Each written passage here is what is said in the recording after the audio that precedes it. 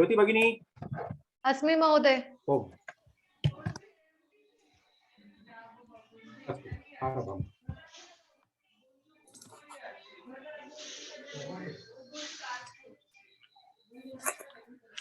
जी महोदय, आरंभः करणीयः। आरंभः करणीयः। चित्रं सम्यक् कुर्वन्तु। खलु जी। नमः सभाजै सदसस्पतये गृहे गृहे रामायणम् इति अखिल भारतीय योजनान्तर्गतं प्रतिमासं समायोज्यमानायाः व्याख्यानमालायाः पुष्पोपमं व्याख्यानं श्रोतुकामान् समादृतान् समवेतान् प्रति प्रीति प्रमुख वचनं स्वागतं व्यवहरामि विश्वबन्धु। अहम् अद्यतनीयस्य व्याख्यानस्य विषयो अस्ति वानराणां रामकार्ये तत्परता प्रतिपाद्यं च वाल्मीकि रामायणस्य युद्धकाण्डस्य पूर्वार्धे प्रतिपादिता वानराणां धर्म एकनिष्ठा। विगतवर्षीय रामनवमी तिथितः समारम्भं रामायण पारायणं पुनर्नवीकर्तुं ओजस्वत् विधातुं वा प्रतिमासं श्रीमद् वाल्मीकि रामायणे कृत परिश्रमस्य कस्यचिन् विदुषः व्याख्यानम् उपन्यस्यते। अस्मिन् प्रक्रमे केन्द्रीय संस्कृत विश्वविद्यालयस्य भोपाल परिसरस्य सहचार्येण श्रीयुतेन प्रदीप कुमार पांडेजी वर्येण स्व उदात्तवान्या अस्माकं मार्गदर्शनं विधास्यते।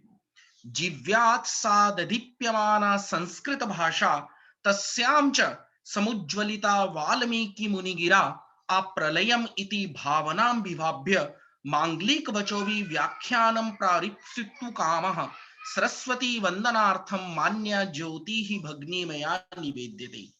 एताः भोपाल विभागान्तर्गत विद्युत जनपदस्य जनपद शिक्षण प्रमुखस्य दायित्वं निर्वहन्त्या सन्ति। ज्योति भगिनी।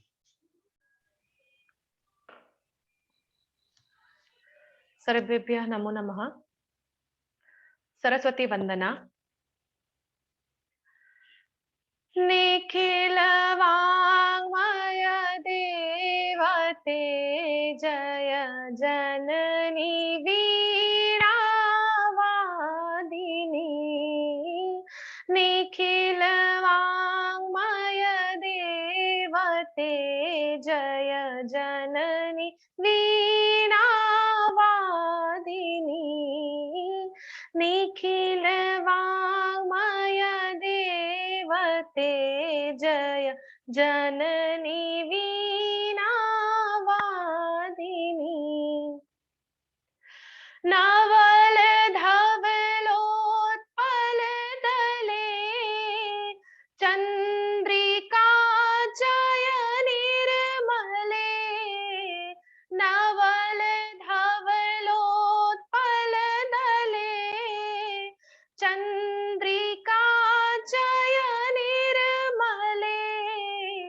नव मृणाल सुकोमले जय विनत वदनाहलादिनी। नव मृणाल सुकोमले जय विनत वदनाहलादिनी। निखिल वाङ्मय देवते जय जननी वीणा वादिनी।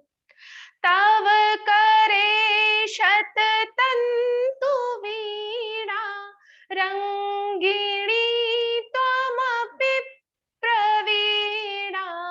तव करे शततन्तु वीणा रङ्गिणी त्वमपि प्रवीणा। मुखरितां कुरुवर विपञ्ची स्वर सहस्र निनादिनी। मुखरितां कुरुवर विपञ्ची स्वर सहस्र निनादिनी।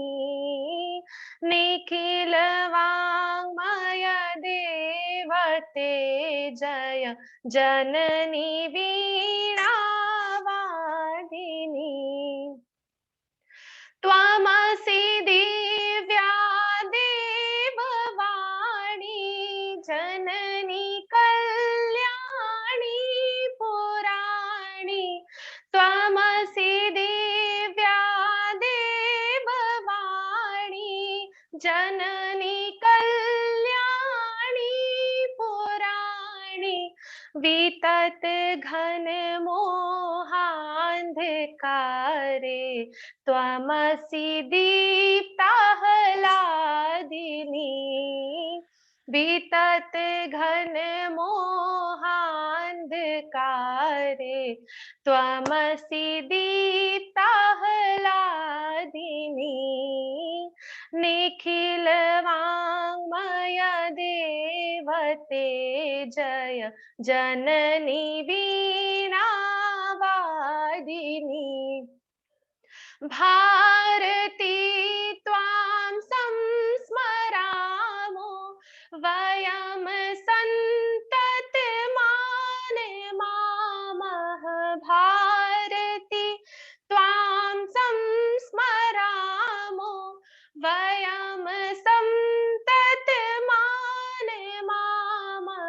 जय सुधा माधुर्य मधुमयी मुदा मानस मादिनी जय सुधा माधुर्य मधुमयी मुदा मानस मादिनी निखिल वाङ्मय देवते जय जननी वीणा वादिनी जय जननी वीणा वादिनी जय जननी वीणा वादिनी। धन्यवादः। धन्यवादः ज्योतिवारी। आदरणीयं वक्तारं प्रति आत्मीयं भावाञ्जलि रूपकं स्वागत वचनं निवेदयितुं संस्कृत भारती मध्य भारत प्रान्तस्य प्रान्तमन्त्रिणं केन्द्रीय विद्यालय ग्वालियरे वरिष्ठाध्यापकचर्यां चरिष्णुं विद्यावारिधि उपाधिवन्तं श्रीमन्तं दिवाकर शर्माणं सादरम् आमन्त्रये। नमस्सर्वेभ्यः। व्याख्यानमालायाम् अस्यां समागतेभ्यः भवद्भ्यः सर्वेभ्यः स्वागतं वदामि। गेहे गेहे रामायणम् इति संस्कृतभारत्याः या योजना प्रचलति तदन्तर्गतम् इयं व्याख्यानमाला। रामायणं विश्वस्य आदिकाव्यं। केवलम् आदिकाव्यम् एव न, वस्तुतः रामायणम् अस्माकम् इतिहासः। अतः सर्वेणापि स्वजीवने रामायणम् अवश्यं पठनीयम् इति विचिन्त्य संस्कृतभारत्या एषः रामायणपारायणक्रमः आरब्धः। सम्पूर्णेऽपि देशे सम्प्रति शतशः सहस्रशः जनाः रामायणस्य पारायणं कुर्वन्तः सन्ति। मर्यादा पुरुषोत्तमः श्रीरामः प्रत्येकम् अपि भारतीयस्य आराध्यः। अस्माकं सर्वेषां सौभाग्यं यत् इदानीम् अस्माकं जीवनकाले एव अयोध्यायां भगवतः श्रीरामस्य दिव्यं भव्यं मन्दिरं निर्मीयमाणम् अस्ति। तद् मन्दिरम् इष्टिकाभिः निर्मितं भवति, किन्तु तत्र अस्माकम् अपि एका भावेष्टिका एका अस्माकम् अपि तत्र भवतु। रामायणं विना राममन्दिरस्य प्रतिष्ठापनं कथम्? अतः वयं सर्वेपि भारतीयाः स्वस्वगृहे वसन्तः रामायण पाठं कुर्वन्तः रामायण पाठ पारायण क्रमेण तत्र स्वस्य भावेष्टिकां समर्पयामः। तस्मिन् श्रीराम मंदिर निर्माण क्रमे अस्माकमपि एषः सहयोगः भवतु इति धिया वयं सर्वेपि श्रीमद् रामायणस्य पारायणं कुर्वन्तः स्मः। रामायणस्य पारायण क्रमेऽस्मिन् भागं गृहीतवन्तः सर्वेपि साधुवादार्हाः। सर्वेभ्यः अहं स्वागतं वदामि। अस्यां व्याख्यानमालायां कश्चन विशिष्टः उपन्यासकः, कश्चन विशिष्टः व्याख्याता अस्माभिः सम्प्राप्तः। तस्य परिचयं कारयितुम् अहम् अभिलषामि। अस्माकं मध्ये समुपविष्टवान् अस्ति श्रीमान् डॉक्टर प्रदीप कुमार पाण्डेय महोदयः। एष महोदयः केन्द्रीय संस्कृत विश्वविद्यालये भोपाल परिसरे व्याकरण विभागे सहाचार्य पदमलङ्करोति।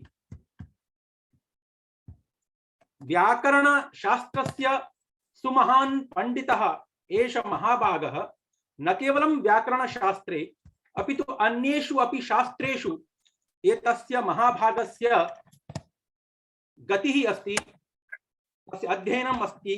न्यायशास्त्रं सम्यक् विधिवत् अधीतवान् एष महोदयः। षण्णाम् अपि शास्त्राणाम् अध्ययनं कृतवान् अस्ति इति तु वक्तुं मम महान् आनन्दः। मीमांसा शास्त्रं वा भवतु, वेदांत शास्त्रं वा भवतु, सांख्यं, योगः, सर्वाणि अपि षड् शास्त्राणि महोदयेन पठितानि अधीतानि। तत्र न्यायशास्त्रे, मीमांसा शास्त्रे तस्य महान् तत्र महद् अध्ययनम् अस्ति, वैशिष्ट्यम् अस्ति। व्याकरणशास्त्रेण सह साहित्यशास्त्रे अपि पुनः धर्मशास्त्रे अपि महोदयस्य तत्र रुचिः वर्तते। धर्मशास्त्रस्यापि पंडितः एष महाभागः। 20 वर्षाणां महोदयस्य अध्यापनानुभवः अस्ति। अध्यापनकार्यं कुर्वन्नपि एष महाभागः इदानीमपि आत्मानं छात्रम् एव मनुते। अतः इदानीमेव अपि एष महाभागः वस्तुतः विद्याव्यसनी, सर्वदैव विद्याध्ययनकाले निरतः भवति। तादृशः विशिष्टः कश्चन वक्ता अस्माभिः अधीतरामायणः, कश्चन विशिष्टः वक्ता अस्माभिः प्राप्तः अस्ति। न केवलम् उद्भटः विद्वान् अस्ति, अपितु उत्तमः वक्ता अपि अस्ति। अनेक पत्रपत्रिकाणां सम्पादनम्, अनेक पत्रिकासु लेखलेखनम् एतद् महोदयः कुर्वन् भवति सर्वदा। विभिन्न शास्त्रार्थ प्रतियोगितासु पुरस्काराणि प्राप्तवान् एष महोदयः। स्वभावेन अत्यन्तं सौम्यः। यादृशं महोदयस्य वैदुष्यं तादृशी एव महोदयस्य सौम्यता। अतः तादृशाय सौम्य गुणोपेताय विद्वद्वर्याय श्री प्रदीप पाण्डेय महोदयाय अहं स्वागतं वदामि, स्वागतं व्यवहरामि। पुनश्च अस्मिन् पारायणक्रमे ये पारायणं कुर्वन्तः सन्ति तेभ्यः सर्वेभ्यः अपि हार्दं स्वागतं वदामि। अस्मिन् कार्यक्रमे समुपस्थितेभ्यः भवद्भ्यः सर्वेभ्यः स्वागतम् उक्त्वा विरमामि। धन्यवादः। धन्यवादः दिवाकर शर्मा जी।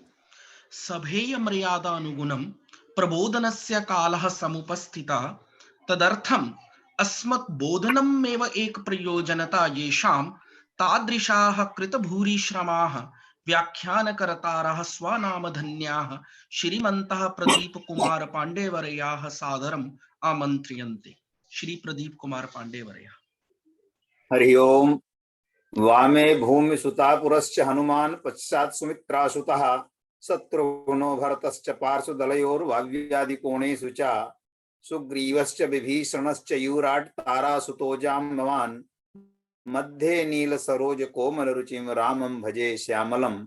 उपस्थिताः समेपि विद्वांसः समेपि श्रोतारः मम पूज्याः समेपि अधिकं व्यवधानम् आगतम्।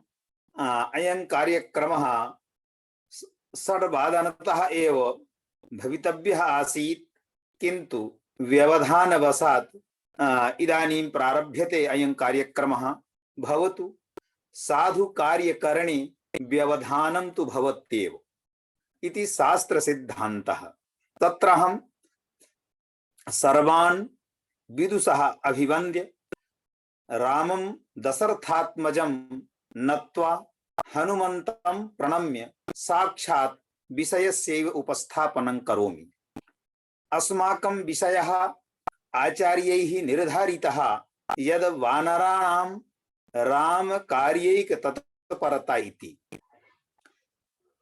वानराणां रामकार्यैकतत्परता, तत्र पूर्वमहं इदं विवेचयामि पञ्चक्षणात्मकेव काले यद वस्तुतः विष्णोः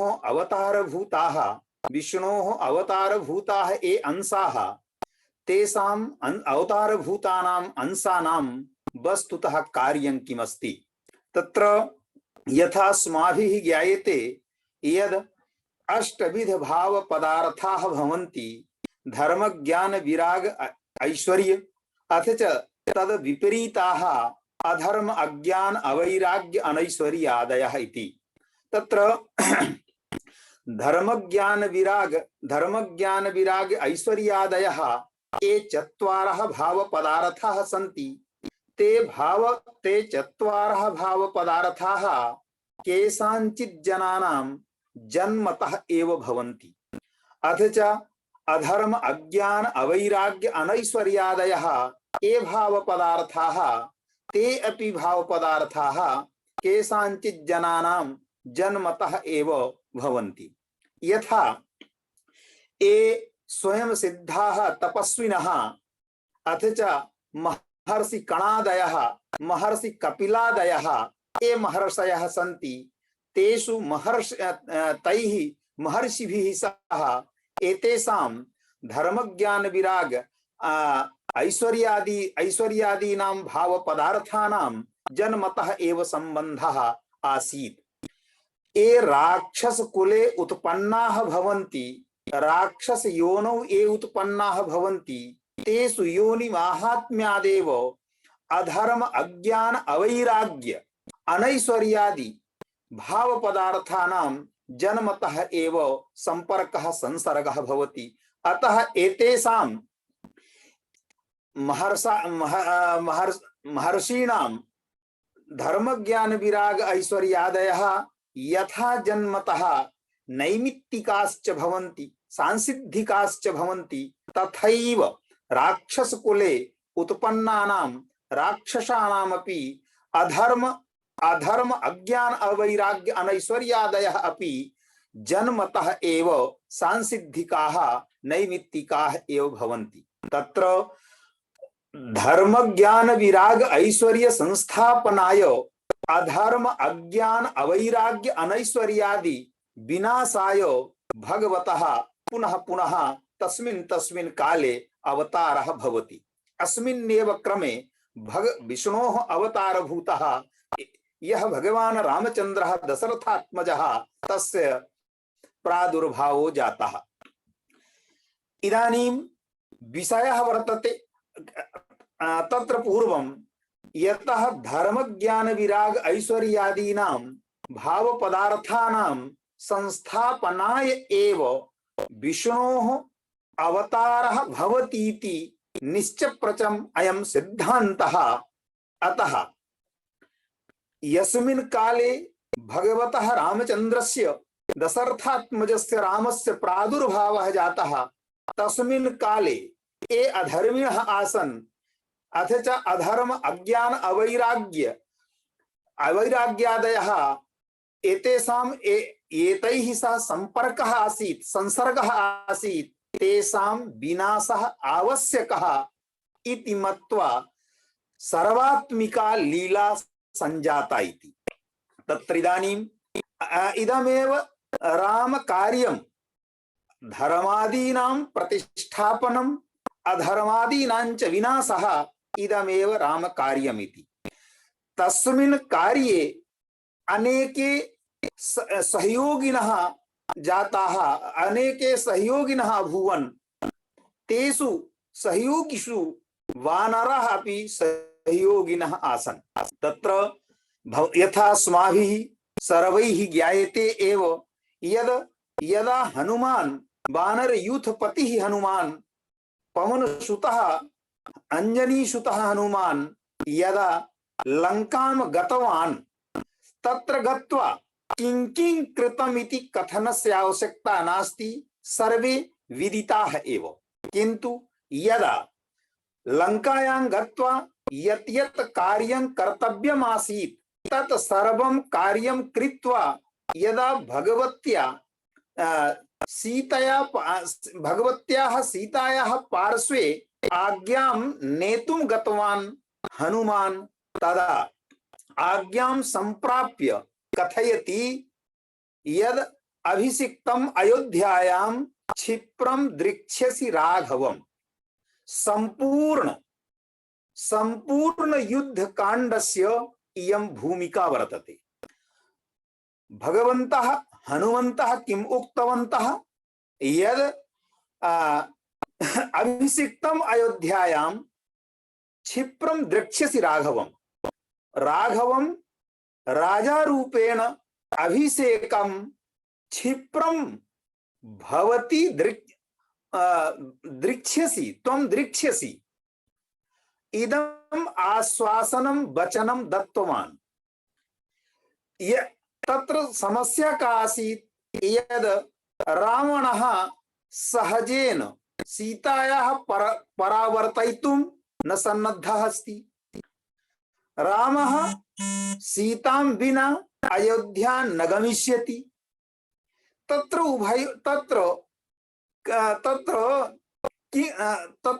किं समाधानं यद एकत्र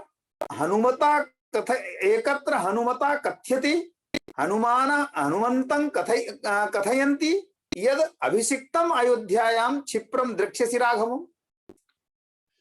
का दृक्ष्यति भगवती सीता दृक्ष्यति।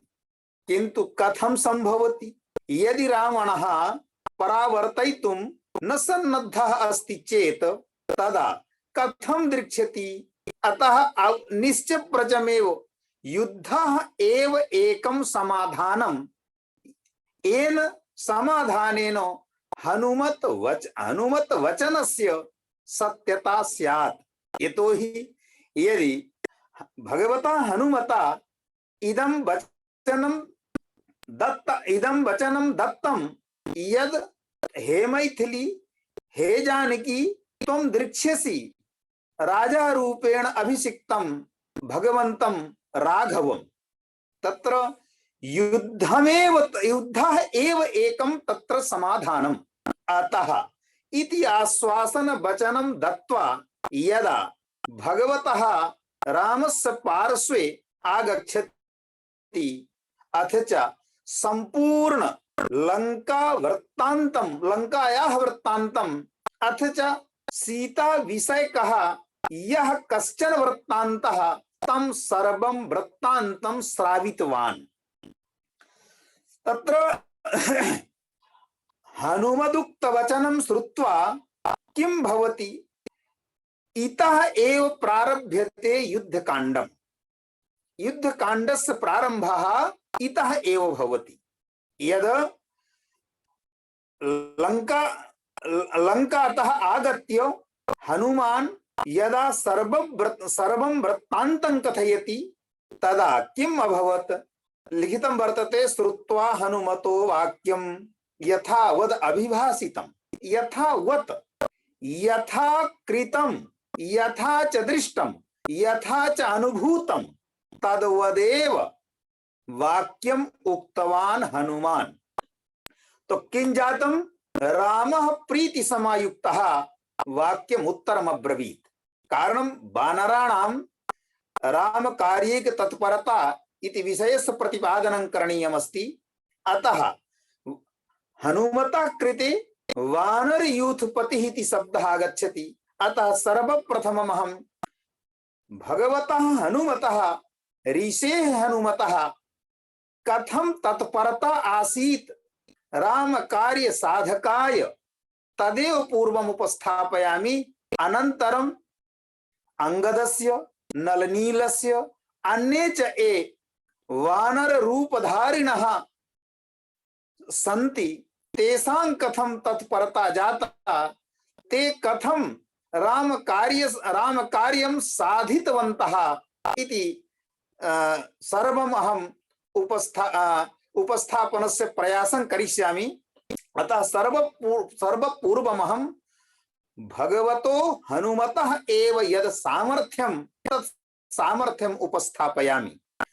यदा हनुमद वाक्यं भगवता रामचन्द्रेण श्रुतं तदा कथितं हनुमता यद कार्यं कृतं सुमहद कीदृशं कार्यमासीत् सुमहद कार्यं। तो भगवता हनुमता यद सुमहद कार्यं कृतं अस्मिन् भुवि तद् दुर्लभम् अस्ति। अर्थात दुःख पूर्वेणापि लभतुं न शक्यते। दुर्लभम् इत्यस्य अर्थः भवति दुःख पूर्वेणापि लभतुं न शक्यते। कः अन्यः कश्चन जनः दुःख पूर्वेणापि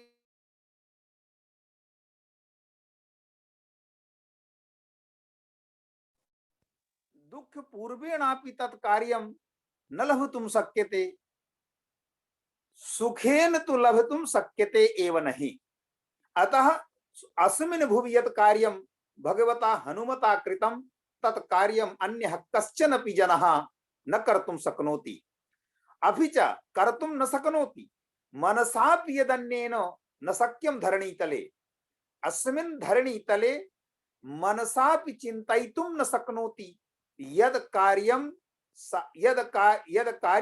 हनुमता साधितं, यत् कार्यं हनुमता कृतं तत् कार्यम् अन्येन मनसापि चिन्तयितुं न शक्यते। कारणं तत् कार्यं किमस्ति? यद कार्यं हनुमता कृतं तत् कार्यस्य वर्णनं विद्यते। यद महार्णवं यः तरेत्, महार्णवं समुद्रं यः तरेत्, अन्यः कश्चनपि जनः अस्मिन् भुवि अस्यां भुवि अस्मिन् धरणीतले अन्यः कश्चनपि जनः नास्ति। न हि तं परिपश्यामि, न इदानीं पश्यामि, न जानामि।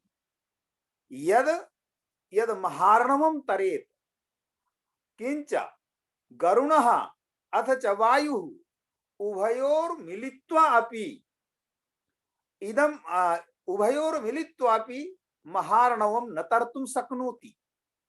यदि उभयोः मिलित्वा अपि महार्णवं न तर्तुं शक्नुवतः चेत् न शक्नुवन्ति वा, तदा कः तर्तुं शक्नोति? तो तादृशं सामर्थ्यं भगवतः हनुमतः पार्श्वे एव विद्यते।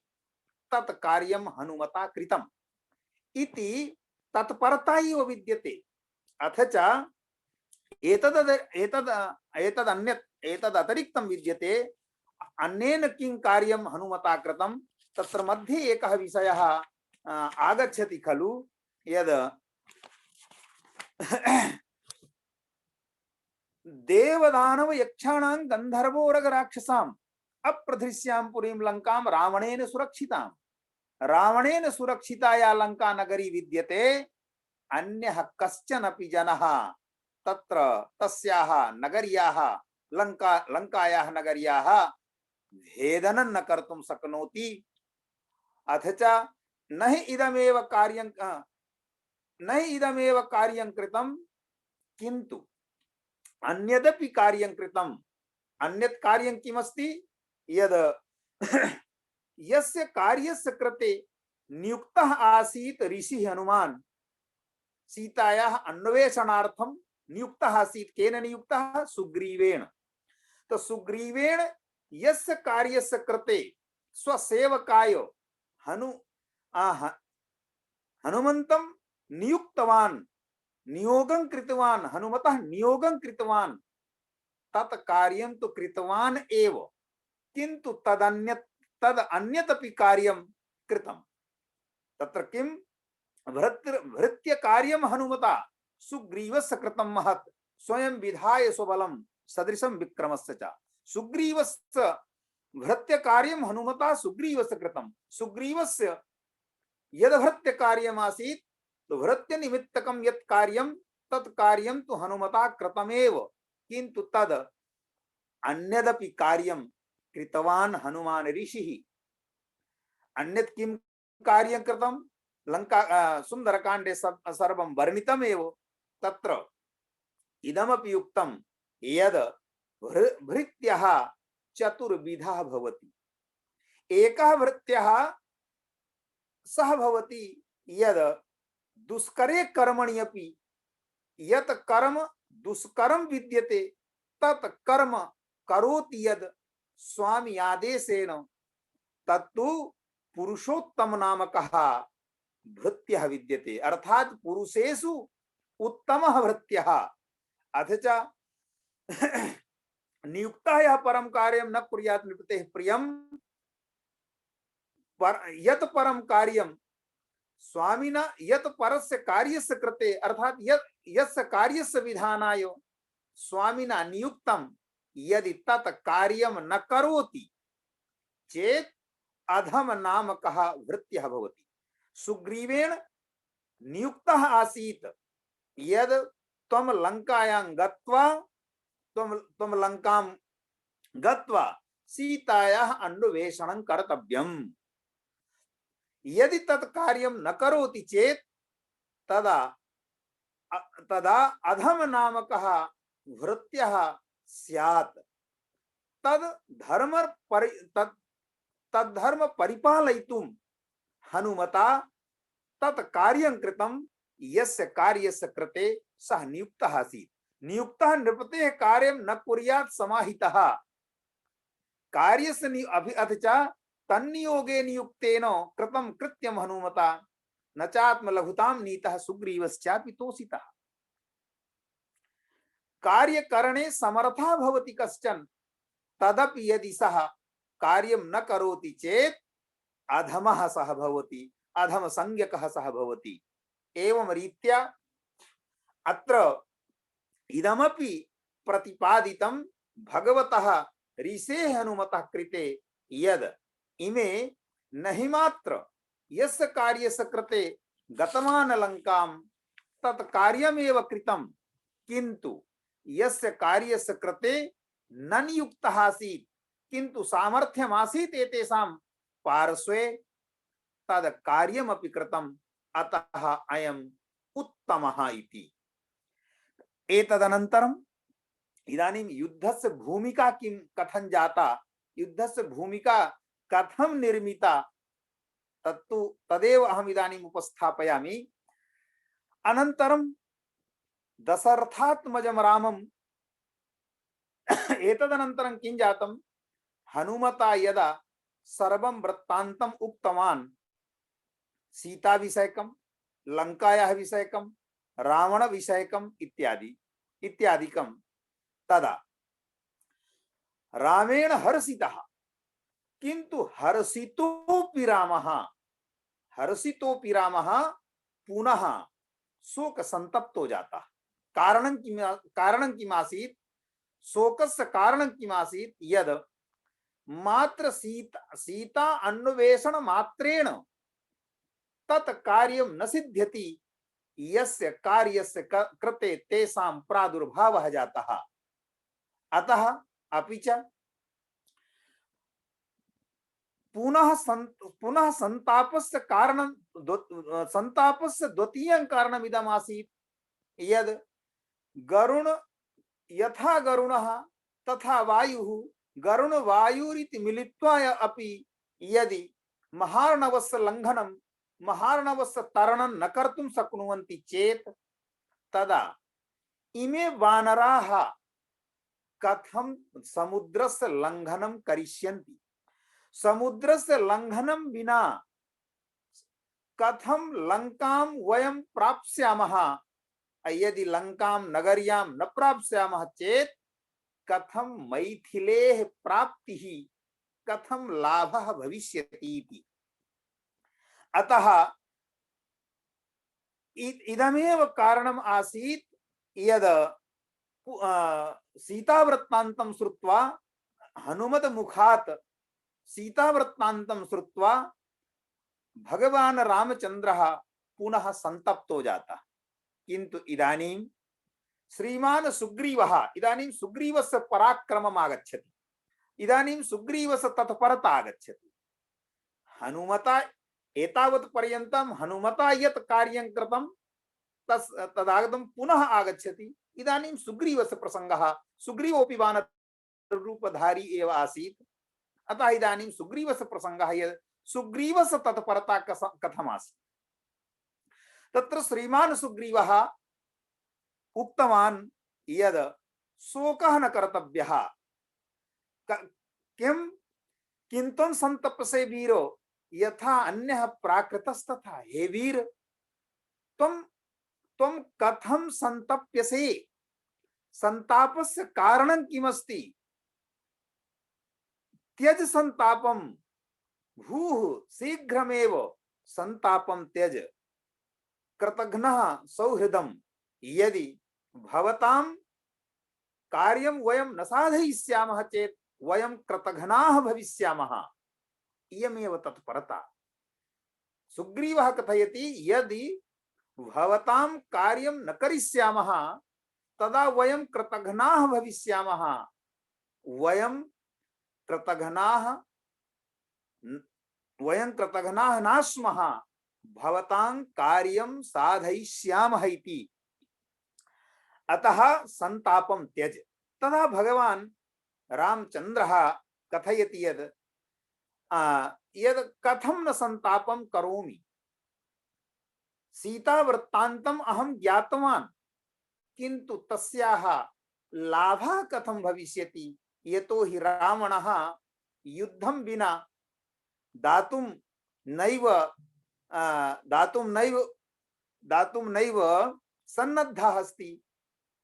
युद्धः आवश्यकः, किन्तु युद्धस्तु तत्र गत्वैव भविष्यति।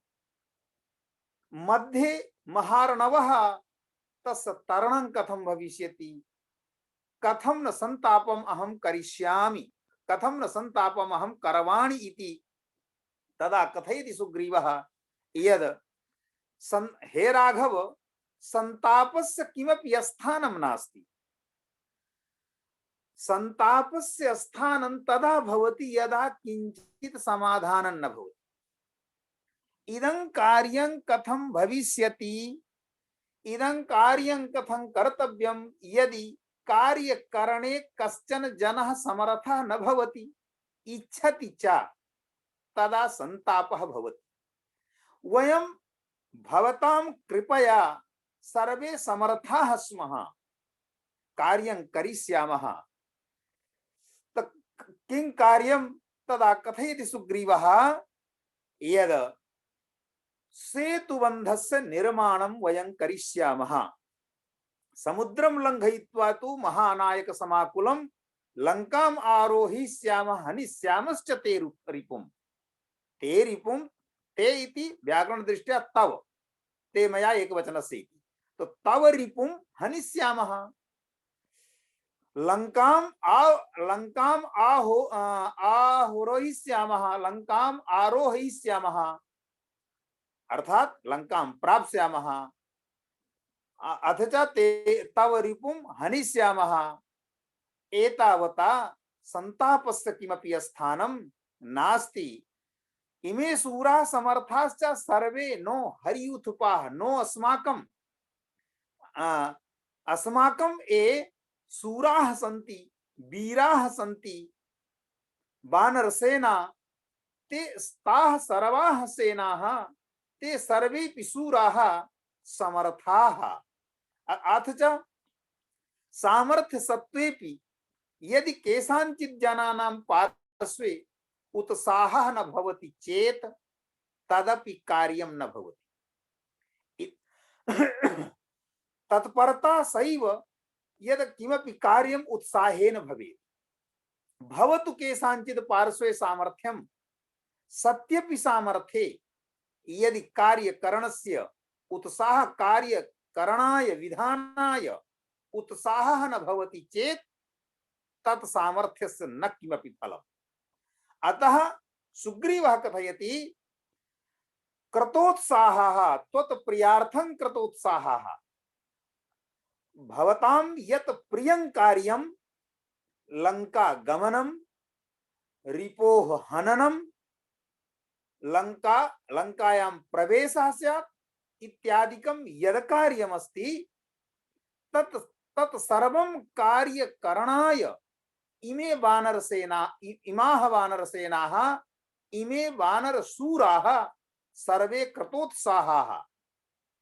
एवं रीत्या कथं वयं लंकां प्रवेशं करिष्यामः इति विचारणायां कथयति सुग्रीवः यद् यथा अग्निः शुष्क तृणेषु प्रवेशं करोति तद्वदेव प्रवेष्टुमपि पावकम्। यथा पावकः यथा अग्निः शुष्क तृणेषु प्रवेशं करोति तथैव तथैव वयं प्रवेशं करिष्यामः लंकायाम्। तत्र किं कर्तव्यं? तथा सेतुरत्र यथा बध्येत यथा पश्येम तां पुरीम्। इदानीं सेतुबन्धनस्य विषयः आगच्छति। सेतुबन्धने किं विचारणीयम्? अत्र तत्परता नास्ति। यदि उत्साहः न स्यात्, यदि रामकार्य साधनाय वानराणाम् उत्साहः न स्यात् चेत् तदा कथम् इमानि वाक्यानि कथयन्ति यद् अग्निरिव वयं प्रवेशं करिष्यामः। तत्रैव समाधानं करोति यद् सत्यमस्ति यद् हनुमतः पार्श्वे एव तादृशं सामर्थ्यं यद् इदं महार्णवस्य पारं कुर्यात्। वानर अन्ये ये वानराः शूराः सन्ति तेषां पार्श्वे सत्यमस्ति तादृशं सामर्थ्यं नास्ति, किन्तु उत्साहः विद्यते। भवतां कार्यसाधनाय उत्साहः विद्यते, यतो हि भवतां कार्यं धर्मस्य रक्षणमस्ति। अतः कथं वयं पारयामः, कथं लंकां प्रवेष्टुं शक्नुमः इति विचारणायाम् अत्र कथयति। अत्र यथा सेतुः बध्येत सेतुबन्धः यथा स्यात्, सेतुबन्धनानन्तरं यदा वयं गच्छामः तदा पुरीं तां पश्येम। वयं पश्येम, अहं पुरीं पश्येम, लंकां पुरीम् अहं पश्येम। राक्षसराजस्य तथा तं कुरु राघव। अतः तस्य राक्षसराजस्य तथा तं कुरु राघव। एवं रीत्या चिंता न करणीया वर्तते। अनन्तरं सेतुबन्धनस्य परामर्शं दत्वा कथं सेतुबन्धनं कथं भविष्यति तत्तु विचारः कृतः वर्तते एव। यद् सर्वेपि वानराः एकम् एकं पाषाणखण्डं नीत्वा सेतुबन्धनं कृतवन्तः। तेन सेतुबन्ध माध्यमेन लंकां गतवन्तः। अथ च शूराणां हि मनुष्याणां तद्विधानां महात्मनां विनिष्टे वा परनष्टे वा शोकः सर्वार्थनाशनः। भवतां महात्मनाम् अविधानं स्मरणमेव समेषां मनुष्याणां शोकनाशनाय भवति। एवं रीत्या शोकः न कर्तव्यः। सेतुबन्धनानन्तरं वयं सर्वे लंकां प्राप्स्यामः इति सुग्रीवस्य तत्परता विद्यते। सर्वम् इदं सुग्रीवः कथयति। सेतुबन्धः कथं भविष्यति इति तु अग्रिमा कथा, इति तु अग्रिमः विचारः। किन्तु सेतुबन्धस्य कृते यादृशी त्वरा यादृशं च तत्परत्वं सुग्रीवेण उपस्थापितम् अन्यः कश्चनपि शूरवीरः नोपस्थापितवान्। एवं रीत्या अत्र रामकार्य साधनाय सुग्रीवस्य तत्परता आगच्छति, ध्वनति च। अनन्तरं भगवता रामचन्द्रेण कथितं यद् भवतां यद् वाक्यमस्ति तद् सत्यं हेतुमदस्ति, परमार्थविदस्ति, परमार्थकारणाय वर्तते। सुग्रीवस्य वचः श्रुत्वा हेतुमत् परमार्थवित्। किन्तु अनन्तरं सेतुबन्धनं कथं भविष्यति इदमेव विचारणीयम्। कारणमिदमस्ति, कस्यचित् जनस्य वाणी श्रवणे अतीव सुमधुरा भवति। कश्चन जनः बहु सुमधुरं वदति, किन्तु तस्य सुमधुरस्य तस्य माधुर्यस्य वा तदैव साफल्यं यदा यस्य कार्यस्य यत् कार्यं सुमधुरेण उपस्थापयति तत् कार्यमपि करोति। अतः भगवता रामचंद्रेण कथितं भवतां वचः हेतुमत वर्तते, कारणवत् वर्तते, परमार्थविदपि वर्तते, किन्तु विचारणीयम् इदं किन्तु इदं कथयतु यत् सेतुबन्धस्य निर्माणं कथं भविष्यति। तद कथयति यद् तत्र विचारः प्रचलति। यद् कावश्यकता सेतुबन्धस्य तपसा सेतुबन्धेन सागरोच्छोषणेन वा सागरस्यैव अहं सागरे यज्जलं विद्यते तत् सर्वं जलं शोषयिष्यामि, सेतुबन्धस्य आवश्यकता नास्ति। इदमस्ति पराक्रमम्, इदमस्ति तत्परता, इयमस्ति तत्परता। तपसा सेतुबन्धेन का आवश्यकता सेतुबन्धस्य? अहं सम्पूर्णस्य महार्णवस्य यत् जलं विद्यते तत् जलं शोषयिष्यामि, सर्वथा सुसमर्थोऽस्मि, अथ च अस्य सागरस्य लङ्घने सर्वथा समर्थोऽस्मि, चिन्ता नास्ति। कति दुर्गाणि दुर्गायाः लङ्कायाः ब्रूहितानि मे। इदानीं क्रोधः कोपः आगच्छति सुग्रीवस्य हृदये, कथयति हनुमन्तं प्रति यत् ब्रुवन्तु कति दुर्गाणि सन्ति, ब्रूहिं मे तानि मे मम ब्रूहि। यद् लङ्कायां कति दुर्गाणि सन्ति, अथ च कति पर्वताः सन्ति इति ज्ञातुमिच्छामि। दर्शनादिव वानर, हे वानर, हे हनुमान, यद् भवद्भिर्दृष्टं तत्सर्वं कथयतु, अहं सर्वं कार्यं करिष्यामि। हे राम, चिंता न करणीया, यतो हि त्वं राजकुले उत्पन्नः राज्ञः पुत्रः। यदि राज्ञः पुत्रः राजकुले समुत्पन्नः त्वमेव चिंतां करोसि चेत तदा अन्येषां का गतिः भविष्यति। अतः कथयति सुग्रीवः, यदि हे राघव चिंता न करणीया, भवतां यत् कार्यं तत् यथा सुखं सर्वं करिष्यामि, चिंता नास्ति इति शिरसा प्रणम्य शिरसा रामम् इति निवेदनं कृत्वा शिरसा रामं प्रणम्य प्राञ्जलिः शिरसा रामं प्रणम्य सर्वं वाक्यं निवेदितवान् सुग्रीवः इति। अनन्तरं सेतुबन्धस्य निर्माणं भवति। सेतुबन्धस्य निर्माणे कीदृशी अव्यवस्था जाता, कीदृशं च व्यवधानं जातं। यद् यः पाषाणखण्डः वर्तते सः समुद्रस्य अन्तः गच्छति। कथं सेतोः बन्धनं भविष्यति तदानीन्तन काले एव यथा वयं जानीमः, केचन उक्तवन्तः यद् भवतां वानरसेनायां नलनील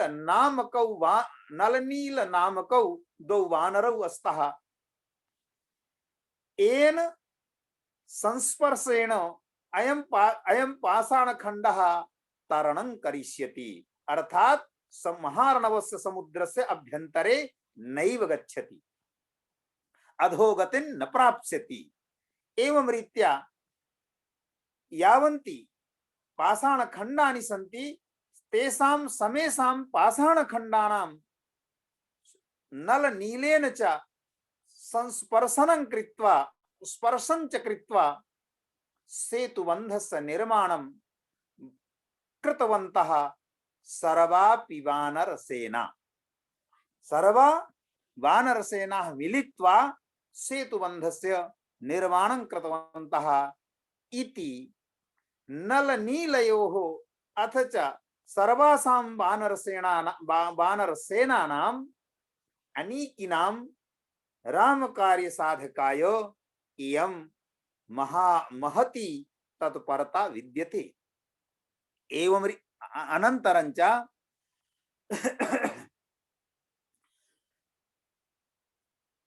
पुनः कथयति, रामश्च पुनः पृच्छति हनुमन्तं प्रति यद भवतु सेतुबन्धस्य निर्माणं भवतु,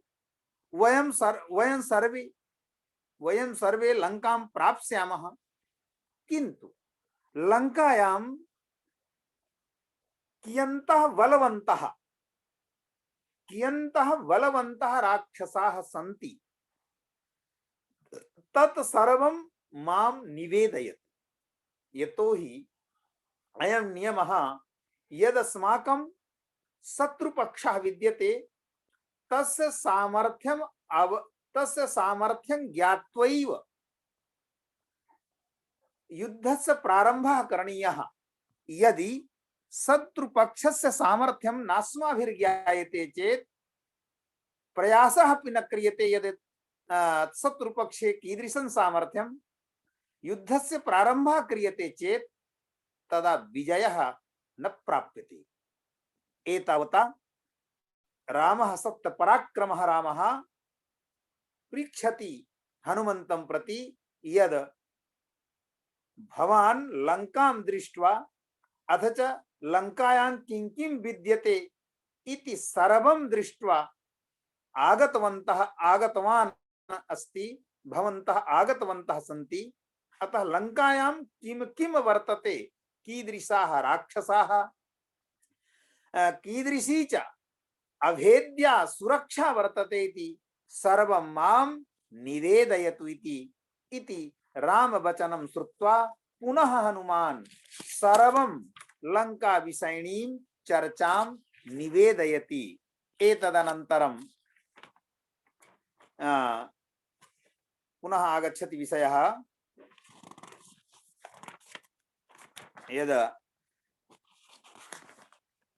पुनः आगच्छति यद् सेतुबन्धस्य निर्माणम् इदानीं प्रचलति। सतु नीलेन विधवत् स्वराक्षसा सुसमाहिता सागरस्योत्तरे तीरे साधु सेना निवेशिता।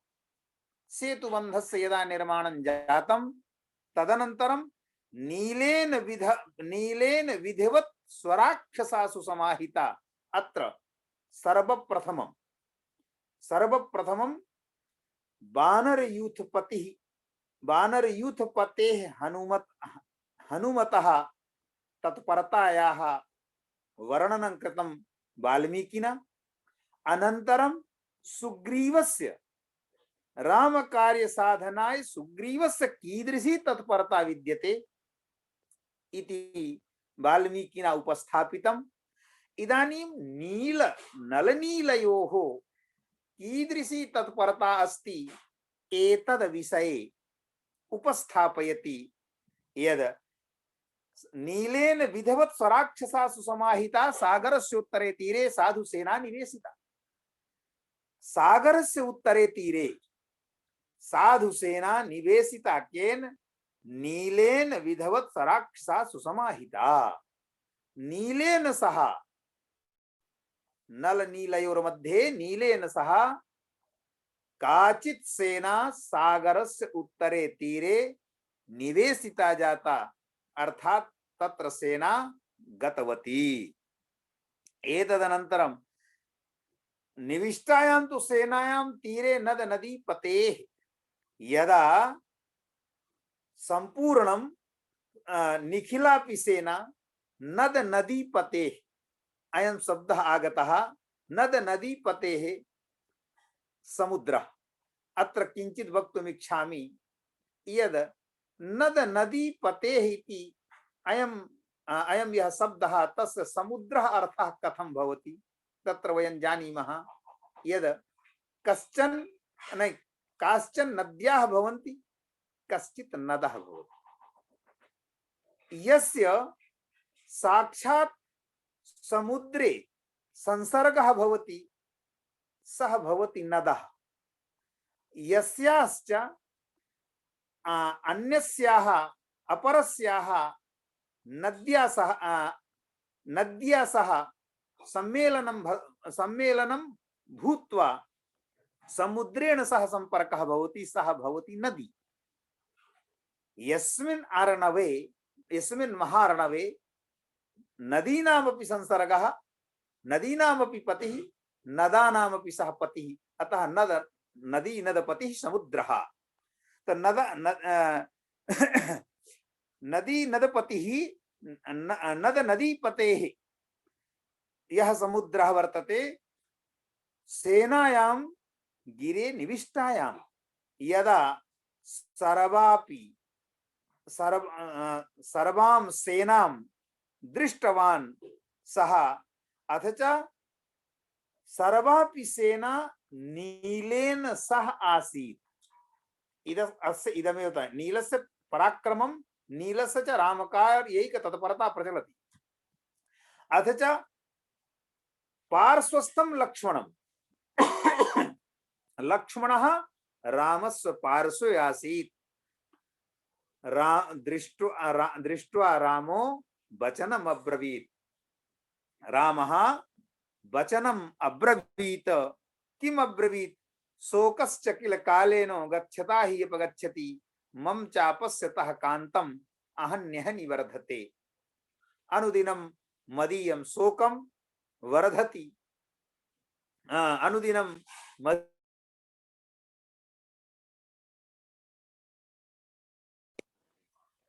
अतः किं अत्र करणीयं? न मे दुःखं प्रिया दूरे न मे दुःखं हरतेति वा। मदीयं यद् दुःखं तद् नाना दुःखानि सन्ति। किं दुःखस्य केषां दुःखानां दूरीकरणं भविष्यति भवन्तः दूरीकरिष्यन्ति इति रामः उपस्थापयति लक्ष्मणेन सह लक्ष्मणस्य पार्श्वे। अनन्तरं इदानीं किं भवति? सेतुबन्धस्य निर्माणः जातः। समासां वानरसूराणां पराक्रमः समेषां वानरसूराणां पराक्रमेण सेतुबन्धस्य निर्माणः जातः। सेतुबन्धस्य निर्माणं जातं। यदा सेना प्राप्तवती समुद्रस्य अपरं पारं द्वितीयं तीरम् अर्थात लंकां यदा प्राप्तवती रावण पार्श्वे गच्छति रावण पार्श्वे संदेशं गच्छति। तत्र रावण सभायां वा ये मंत्रिणः आसन् तैः मंत्रिभिः सह रावणस्य मंत्रणा प्रचलति। बहु सम्यक् अत्र विषयस्य उपस्थापनं वर्तते। यद् सारांशः अयमस्ति यद् रावणस्य एपि मंत्रिणः सन्ति ते सर्वेपि मंत्रिणः किं कथयन्ति यद् भवद्दृशन्तं पराक्रमवन्तं भवद्दृशं कः अस्ति पराक्रमवान् इति। यादृशः पराक्रमः भवतां वर्तते तादृशः पराक्रमः अस्मिन् भूमण्डले केषां पार्श्वे अस्ति। अतः चिंता न करणीया अस्ति। अयं स्वभावः न भवितव्यः मन्त्रिणां। कारणं यदि राज्ञः मात्र उत्साहवर्धनमेव कुर्वन्ति चेत् सम्यक् विषयस्य उपस्थापनं न कुर्वन्ति सत्यत का घटना जाता शत्रुकुलं कीदृशमस्ति यदि सम्यक् उपस्थापनं न कुर्वन्ति चेत् निश्चप्रचमेव तस्य राज्ञः पराजयः भवत्येव। तदेव कथयति यद् इदानीं किं रावणसभायां ये मन्त्रिणः राक्षसकुलोत्पन्नाः ये मन्त्रिणः सन्ति, ते मन्त्रिणः किं कथयन्ति यद् भवदृशं यथा सामर्थ्यं भवतः पार्श्वे अस्ति तादृशं सामर्थ्यं अन्येषां पार्श्वे अस्ति एव नहि। अपि च इदमपि कथयन्ति रावणस्य उत्तमत्वं संपादनाय उपस्थापनाय यद् त्रिविधाः पुरुषाः लोके उत्तम अधम मध्यमाः तेषां तु समवेतानां गुणदोषौ वदाम्यहम्। मंत्रिभिः सहितैर्युक्तैः समर्थैर्मन्त्रनिर्णये मित्रैवापि समानार्थैर् बान्धवैरपि वाहितैः। वाल्मीकिः कथयति यद् कस्यापि राज्ञः मन्त्रिणाम् इदं कर्तव्यं विद्यते यद् सम्यक् परामर्शं ते ददन्तु, किन्तु ते रावणस्य उत्तमत्वं साधयन्ति। इयमेव भवति चाटुकारिता, हिंदी भाषायाम्, अथ च पिशुनता। राज्ञः प्रसन्नता संपादनाय तस्य किं सम्यक् लगति, तस्य किं सम्यक् प्रतीयते इति लगति इत्यपि क्रियावाचकं पदं विद्यते। तत्र सम्यक् किमस्ति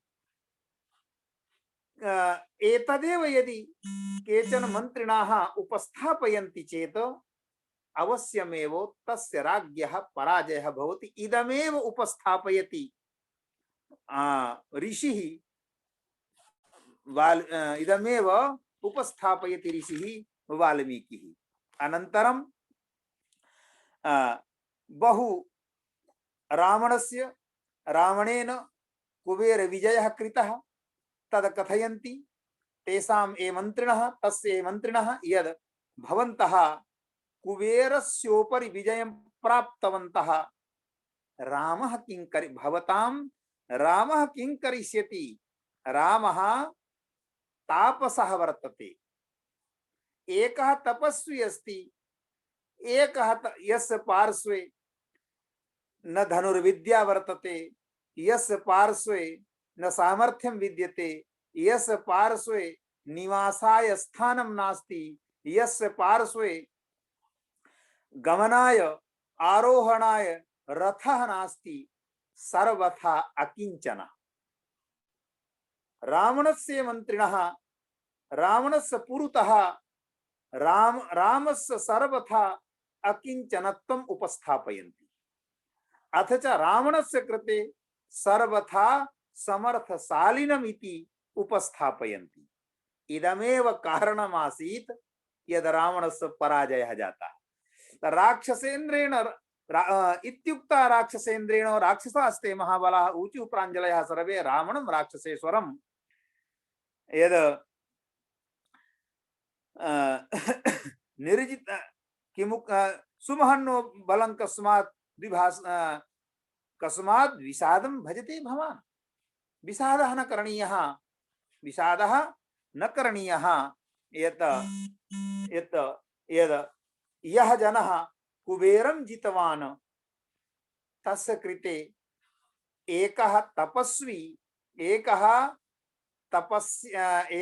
तपोयुक्तः जनः किं करिष्यति इति सर्वं रावणस्य पुरतः रावणस्य ये मन्त्रिणः सन्ति ते उपस्थापयन्ति। अनन्तरम् अष्टमः सर्गः आगच्छति। अष्टमे सर्गे प्रहस्त नामकः यः राक्षसः, सः राक्षसः रावणसभां गच्छति, अथ च रावणस्य आत्मश्लाघनं करोति, रामादि विविध प्रतिज्ञानेन समाश्वासनं करोति। यद्यपि सः प्रहस्तादि नामकः राक्षसः राक्षसः राम विषये किमपि न जानाति, किन्तु स्वः राज्ञः पार्श्वे गत्वा रावणस्य पार्श्वे गत्वा असत्यमेव वचनम् उपस्थापयति यद् अहं रामादि विषये सर्वं जानाति, सः भवतां किमपि न कर्तुं शक्नोति, अन्येषाम् आवश्यकता एव न वर्तते, अहमेव सर्वं करिष्यामीति प्रहस्तः कथयति।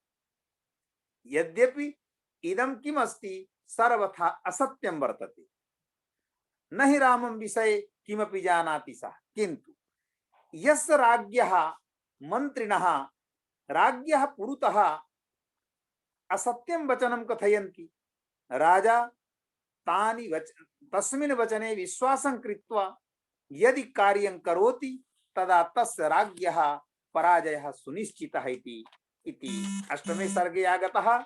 अनन्तरम् अहं कथयामि कुम्भकर्णवध पर्यन्तं समीक्षारूपेण।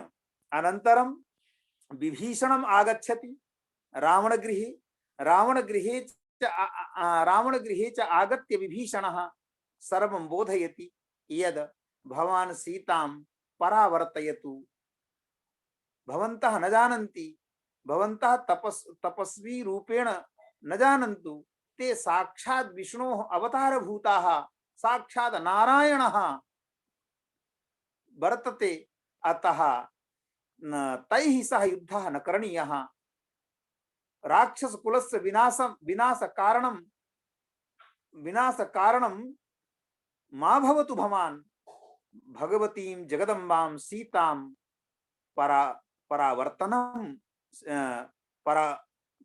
भगवतीं जगदम्बां सीतां या भगवत्याः जगदम्बायाः सीतायाः परावर्तनं कुर्वन्तु इति। किन्तु रावणः अहङ्कारवशात् न किमपि शृणोति। विभीषणस्य यानि वचांसि सन्ति तेषु वचनेषु परि किमपि एकमपि विश्वासं न करोति रावणः। अनन्तरं पुनः सभायाः समायोजनं भवति, अथ च पुनः यदा रावणसभायाः समायोजनं तदा मन्त्रकरणाय रावणः पुनः सभायां प्रवेशः करोति। एतदनन्तरं तस्यां सभायां पुनः विभीषणः आगच्छति। आगत्य च एकदा विभीषणः तत्र गतवान् रावणगृहे, पुनः सः विभीषणः रावणसभायाम् आगच्छति, यस्यां रावणसभायाम् अन्ये मन्त्रिणः यः तस्य पुत्रः शक्रजितः मेघनादः, तैः कैरपि विभीषणस्य वचनस्योपरि विश्वासं न कुर्वन्ति, अपितु इदमपि कथयन्ति यद् इमे रामस्यैव प्रशंसां कुर्वन्ति, या च प्रशंसा असत्यभूता वर्तते, अतः भवन्तः गच्छन्तु इति कथयन्ति।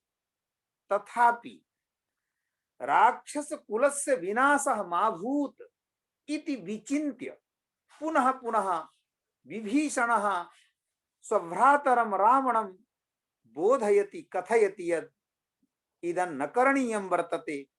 किन्तु एतस्य परिणामः किं भवति, यद् पादेन प्रहारं कृत्वा रावणः विभीषणमेव त्यजति। यदा विभीषणं त्यक्तवान् तदनन्तरं कुम्भकर्ण 12 सर्गे पुनः विषयः आगच्छति यद् विभीषणः गतवान्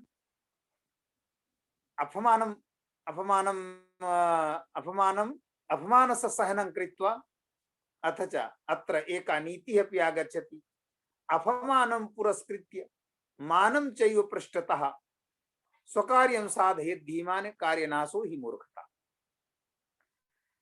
विभीषणेन इदं चिन्तितं भवतु मम अपमानः इति, किन्तु यथा यतः अहम राक्षसकुले समुत्पन्नः अस्मि अतः मम इदं कर्तव्यं यद राक्षसकुलस्य विनाशः न स्यात्। इदानीं मम भ्राता रावणः राक्षसकुलस्य विनाशाय उद्यतः अस्ति, अतः मदीयमिदं कर्तव्यं यद तस्य बोधनम् अहं करवाणि इति विचिन्त्य बोधनं कारयित्वा सः पुनः स्वगृहे आगतवान्। तदनन्तरं कुंभकर्णस्य प्रवेशः जातः, अथ च अनेकेषां मंत्रिणां प्रवेशो जातः रावण सभायां। सर्वेपि मंत्रिणः रावणस्य उत्साहं वर्धयन्ति, किन्तु सर्वप्रथमं कुंभकर्णः इदं कथयति यद भवता यद कार्यं कृतं परिस्त्रियः सीतायाः यद अपहरणं कृतं, बलात् अपहरणं कृतं, तद समीचीनं नास्ति। इदं बोधयति कुंभकर्णः, किन्तु यदा रावणः कथयति यद भवतां भाषणं श्रवणाय नाहम् आहूतवान् अस्मि, अत्र किं करणीयं, शत्रुः शिरसि विद्यते। तदा कथयति कुंभकर्णः यद भवन्तः ज्येष्ठ भ्रातरः सन्ति, भवन्तः यद कथयन्ति तदहं करिष्यामि। यदा तु रामस्य सलक्ष्मणस्य प्रसह्य सीता खलु सा इहा सुता, सकृत् समीक्षैव सुनिश्चितं तदा भजेत चिन्तं यमुनेव यामुनम्। अनन्तरं पुनः अग्रिमः सर्गे इंद्रजितः या इंद्रजितेन मेघनादेन विभीषणं त्यजति। अथ च उक्तं वर्तते बृहस्पते तुल्यमतेर्वचस्तन्निशम्य यतनेन विभीषणस्य ततो महात्मा वचनं बभासे तथेन्द्रिजन्नैर्नितयोर्मुख्यः। बृहस्पते तुल्य मतेर्वचः,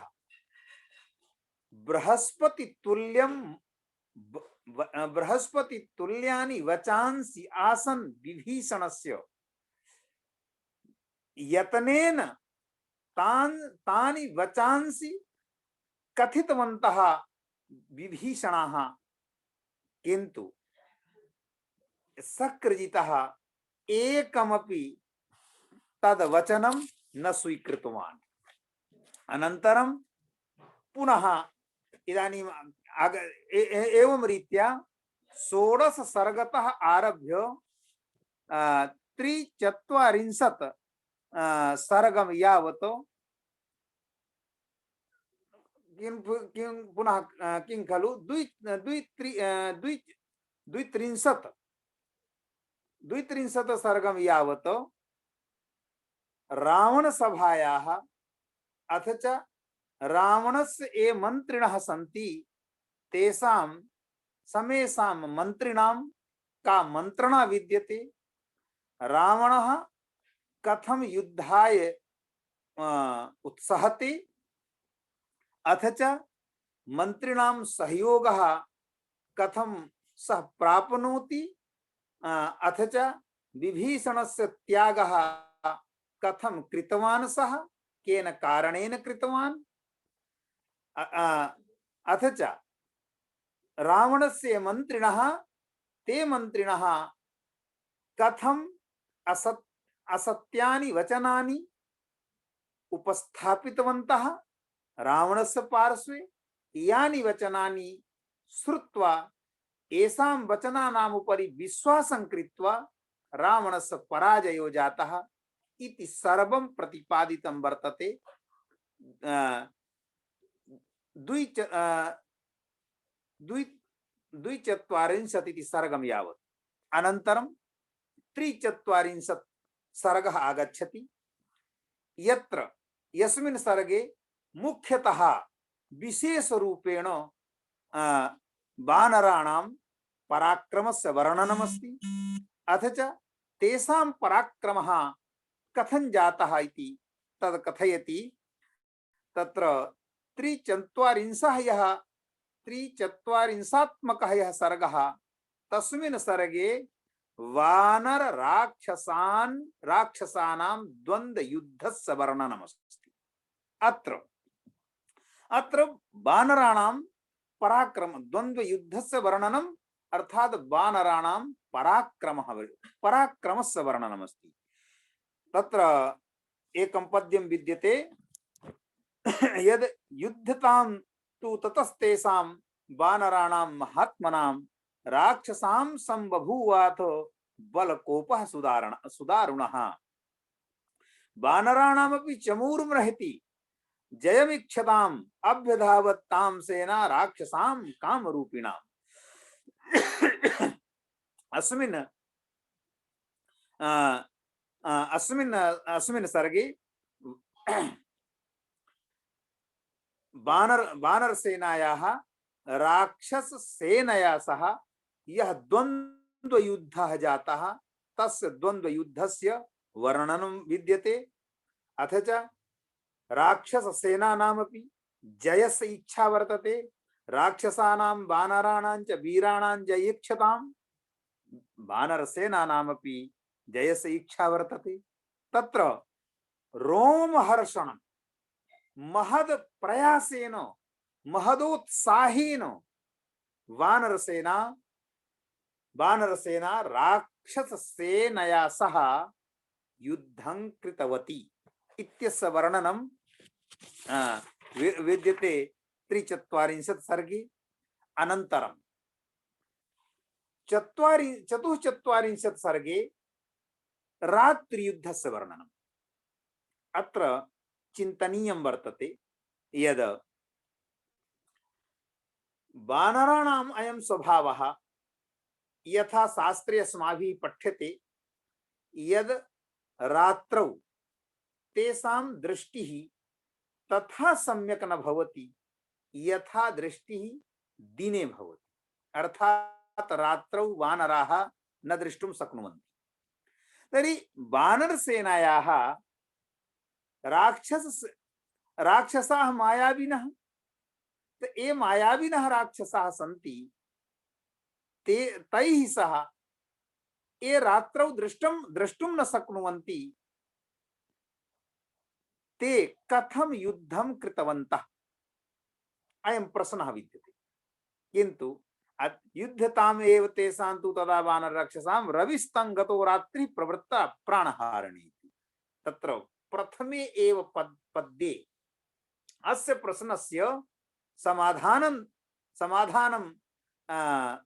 दत्तं कविना, यद् रविस्तं गतो रात्रिः, रात्रिः अपि दिवसः वत् प्रतीयते। वस्तुतः रात्रिः नासीत्, वस्तुतः तत्र रात्रिः नासीत्, किन्तु यादृशः द्वन्द्वयुद्धः अभवत् यद् एवं प्रतीयते यद् दिनमपि रात्रिवत् प्रतीयते। तदेव उक्तं प्राणहारिणी अन्योन्यं बद्धवैराणां घोराणां जयीक्षताम्। घोराणाम् अन्योन्यं परस्परं बद्धवैराणाम् अर्थात महान उभयोः मध्ये महान विरोधः। वस्तुतः न्यायशास्त्र दृष्ट्या यदि विचारं करिष्यामः चेत् तर्हि विरोधस्य कारणं समानाधिकरण्यमेव भवति। एकस्य वस्तुनः प्राप्तये यदा जनद्वयस्य प्रवृत्तिः भवति तदा एव विरोधः। यतो समानाधिकरण्यम्। यदि समानाधिकरण्यस्य भंगः भवति चेत्, व्यभिचारः भवति चेत् विरोधः नैव भवति। अन्योन्यं बद्धवैराणाम्, अत्र वाल्मीकिः न्याय शास्त्र रीत्या विरोधम उपपादयति। अन्योन्यम बद्ध वैराण अन्योन्यम अन्यस्य अन्यम इति अन्योन्यम एकः एकं प्रति अपरः अपरं प्रतीति बद्धाः वैरेषु बद्धाः एवं रीत्या अथ च महती इच्छा वर्तते जय इच्छतां जयस्य महती इच्छा वर्तते एतदेव कारणमासीत् संप्रवृत्तं निशायुद्धं तदा वानर राक्षसां निशायुद्धं निशा रात्रिः रात्रौ युद्धे प्रवृत्तं या रात्रौ युद्धे प्रवृत्ता वानरसेना। विचारणीयः विषयः वर्तते यद् इदमपि सत्यं शास्त्ररीत्या यदि यद् रात्रौ ये वानराः पशवः ते रात्रौ द्रष्टुं न शक्नुवन्ति किन्तु कीदृशः उत्साहः आसीत् कीदृशी तत्परता आसीत् राम कार्य साधनाय यद् यस्मिन् काले यद्यपि ते समर्थाः न भवन्ति तस्मिन् कालेपि राम कार्य साधनाय वानराः निशायां युद्धं कृतवन्तः इति एवं भूता तत्परता आसीत् तेषां वानर सेनानाम् इति। अथ च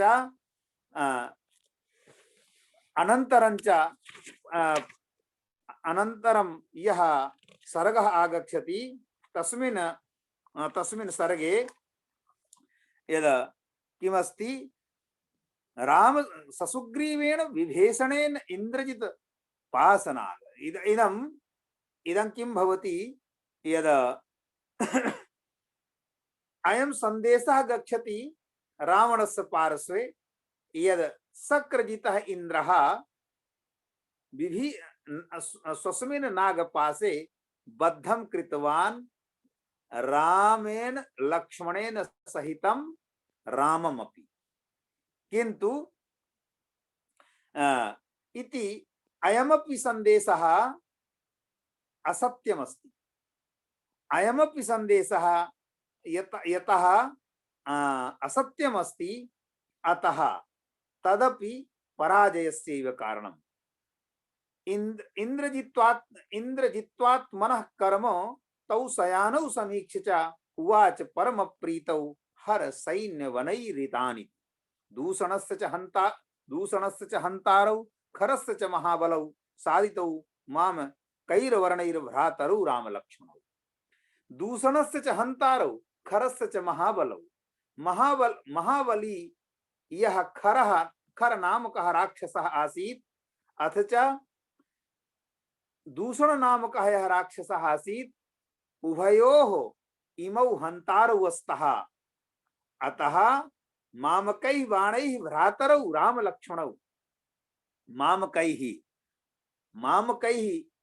अत्रापि ध्वन्यते कश्चन विशेषांशः यद् ममेव मामकः खरदूषणः अन्यः नासीत् खरश्च दूषणश्चैति खरदूषणौ अन्यौ नास्तां खरः अन्यः नासीत् दूषणः अपि अन्यः नासीत् मामकाः एव आसन्। एवं रीत्या 47 सर्गे अयं विषयः। अनन्तरं 47 सर्गे यद् विषयः वर्तते वृत्तान्तः वर्तते रावण आज्ञया राक्षसीभिः त्रिजटया सह सीतायाः पुरस्कारोपणपूर्वकं रणांग प्रापणेन राम लक्ष्मण दुरवस्थान प्रदर्शनं राक्षस भटैः रावण नियोगेन लंकायां राम लक्ष्मण नियोगोत्पोषणमिति।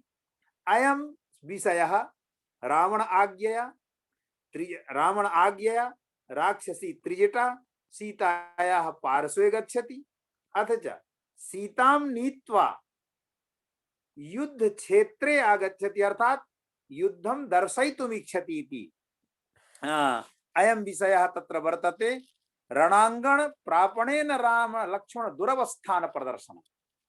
रणांगणे राम लक्ष्मणयोः दुरवस्थान प्रदर्शनं दर्शयति कथयति वा त्रिजटा सीतायाः पार्श्वे गत्वा यद रावण आज्ञया गत्वा तदानीं किं भवति सावास्पशोका भीता समीक्ष्य तौ भ्रातरुदेव समप्रभावौ वितीर्कयन्ति निधनं तयोः सा दुःखान्विता वाक्यविदं जगात्। कारणमिदमासीत् यद् सावास्पशोकापि हता समीक्ष्य तौ भ्रातरौ देव समप्रभावौ वितर्कयन्ति निधनं तयोः निधनं वितर्कयन्ति दुःखान्विता वाक्यमिदं जगाद। किं जगाद? अग्रे अस्ति भरतारं निहितं दृष्ट्वा लक्षणं च महाबलं विललाप भृशं सीता करुणं शोककर्षिता। राम लक्ष्मणयोः निधन निर्धारणेन सकरुणं बहुधा विलपन्तीं सीतां प्रति त्रिजटया हेतु उपन्यासात् राघवयोः जीवन प्रत्यायनेन समाश्वासनं करोति। अथ च राक्षसीभिः त्रिजटया सह सीतायाः पुनः अशोकवन प्रापणम्। इयं कथा नवीना प्रतीयते यद् सीता अपि युद्धं सीतायाः अपि कृते युद्धं दर्शयितुं रावण आज्ञया त्रिजटा तत्र नीतवती। अथ च अनन्तरं सीतायाः पार्श्वे अयं सन्देशः गच्छति यद् रावणस्यापि हननं जातं लक्ष्मणस्यापि। अतएव महद विलपनं विलापं च महन्तं विलापं सुमहन्तं विलापं करोति सीता इत्यस्य वर्णनम् 48 सर्गे विद्यते। पुनः 49 यः सर्गः तस्मिन् सर्गे नागपास वध्येनापि दृष्ट्या नागपासेनापि बद्धः रामेण लक्ष्मण दुरवस्थान अवलोकनेन एतस्य चरमावस्था शङ्कया इति शङ्कां करोति। अथ च यस्य कृते वयं सोत्स्रयामः यद् शक्तिरिति शक्तेः संहारः कृतः येन कारणेन लक्ष्मणो मूर्छितः जातः। पुनः हनुमतः तत्परता आगच्छति। यदा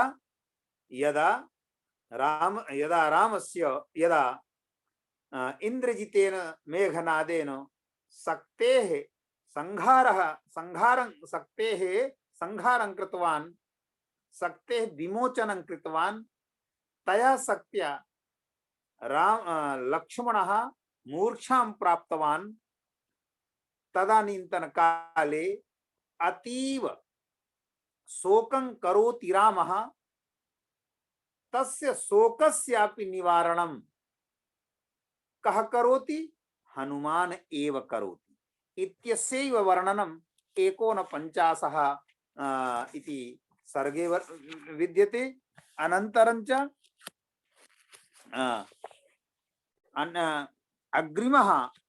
अग्रिमः यः सर्गः विद्यते तत् अथोवाच महातेजा हरिराजो महाबलः कियं व्यथिता तेनो मूढवतामेव नौर्जले सुग्रीवस्य वचः श्रुत्वा बालिपुत्र अंगदो ब्रवीत् न त्वं पश्यसि रामं च लक्ष्मणं च महाबलं सरजालाचितौ वीरौ उभौ दशरथात्मजौ।